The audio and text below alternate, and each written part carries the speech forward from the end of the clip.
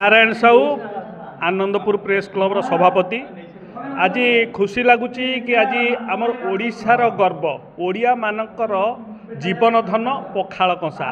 आज पखाल दिवस अवसर रे आम प्रेस क्लब तरफ गोटे बंधु मिलन उत्सव करा नैश भोजीर आयोजन करा पखाल ए विभिन्न प्रकार जो ओडियार पारंपरिक जो खाद्य अच्छी शाग भजा बड़ी चूरा